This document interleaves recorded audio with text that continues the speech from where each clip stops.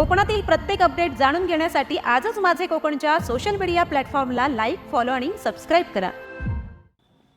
चिपळूण नगर परिषद सार्वत्रिक निवडणूक 2025 या निवडणुकीमध्ये 2 डिसेंबर रोजी मतदान प्रक्रिया पूर्ण झालेली आहे आणि रविवार दिनांक 21 डिसेंबर 2025 रोजी मतमोजणीची प्रक्रिया या ठिकाणी पार पडणार आहे. ही जी मतमोजणीची प्रक्रिया आहे ती मतमोजणीची प्रक्रिया युनायटेड इंग्लिश स्कूल या ठिकाणी पार पडली जाणार आहे. गुरुदक्षिणा सभागृहामध्ये 14 टेबलवर ही मतमोजणी प्रक्रिया होणार आहे आणि त्याच ठिकाणी आपली स्ट्रॉंग रूम आहे आणि त्या मतमोजणी प्रक्रियेकरिता आपण 100 कर्मचाऱ्यांची नियुक्ती केलेली आहे 14 टेबलवर. तर त्या 14 टेबलवर प्रत्येक प्रभागाकरता एक टेबल राहणार आहे. पहिला प्रभाग पहिल्या टेबलवर आणि 14वा प्रभाग 14व्या टेबलवर. प्रत्येक प्रभागातले जे मतदान केंद्र आहेत ती वेगळी आहेत. ज्या म्हणजे प्रभाग क्रमांक 10मध्ये 2 केंद्र आहेत त्या ठिकाणी 2 फेरे होतील. प्रभाग 6 टोटल एकूण 6 प्रभागामध्ये 3 मतदान केंद्र आहेत तिथं 3 फेऱ्या होतील आणि 7 प्रभागामध्ये 4 मतदान केंद्र आहेत तिथं 4 फेऱ्या होतील. आणि नगराध्यक्षांच्या जे मतमोजणी आहे ती 14 टेबलवर होणार आहे. 14 टेबलवर पहिल्या फेरीला 14 केंद्राची मोजणी होईल, दुसऱ्या फेरीला पुन्हा 14चे होईल, नंतर तिसऱ्या फेरीला 13चे होईल.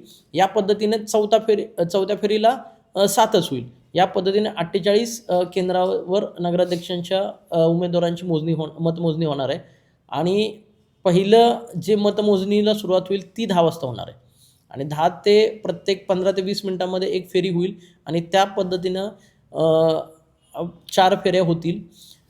याच्यासाठी जो प्रवेश आहे मतमोजणी प्रतिनिधी, उमेदवार आणि पत्रकार यांना प्रवेश आपण 9 वाजल्यापासून द्यायला सुरुवात करणार आहे.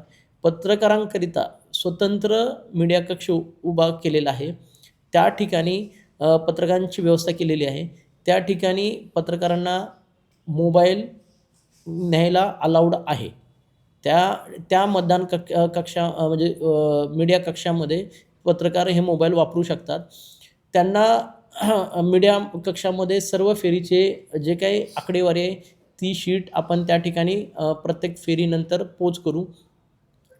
ज्या पत्रकारांना जर मतमोजणीची प्रक्रिया पाहिजे असेल तर त्यासाठी आम्ही एक नोडल ऑफिसर नियुक्त करू आणि पोलिसांनी त्यांच्यामार्फत त्या ठिकाणी त्यांना पाहता येऊ शकेल. परंतु त्या मतमोजणी कक्षामध्ये मोबाईल अलाउड असणार नाही. त्यामध्ये फक्त यांच्यासोबत तुम्हाला प्रक्रिया कशी सुरू आहे ह्याची पाहणी करता येऊ शकेल, परंतु त्या ठिकाणी मोबाईल हा वापरण्यास किंवा बाळगण्यास मनाई असेल.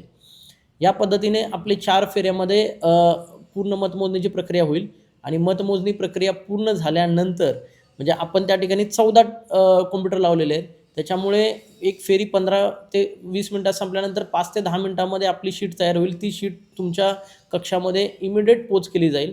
म्हणजे इकडे अनाऊन्समेंट सुरू असतानाच ती शीट म्हणजे जी माझ्या पुढे अनाऊन्समेंटला येणार आहे त्याच वेळी ती शीट मीडिया कक्षामध्ये पण पोच होईल याची आम्ही दक्षता घेणार आहोत.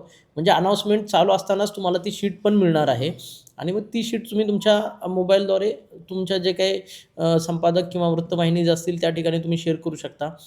आणि त्या पद्धतीने 4ही फेऱ्या झाल्यानंतर आपण उमेदवारांना प्रमाणपत्र वितरित करणार आहोत. साधारणतः 12 वाजेपर्यंत संपल्यानंतर ते प्रमाणपत्र तयार करायला अर्धा-पाऊण तास जो काही वेळ जाईल त्याच्यानंतर आपण हे करू. तोपर्यंत सगळ्या मशीन ह्या स्ट्रॉंग रूममध्ये गेलेल्या असतील तर त्यावेळेला आपण पत्रकारांना मोबाईलसहित म्हणजे पेट्यात गेल्यानंतर वितरण करताना म्हणजे आपल्या 1-2 फेरीच्या नंतर आपल्याला अंदाज येईल की किती वाजतील आपल्या 4 फेऱ्या व्हायला आणि नंतर प्रमाणपत्र करायला किती वेळ लागेल हे पण स्पष्ट होईल.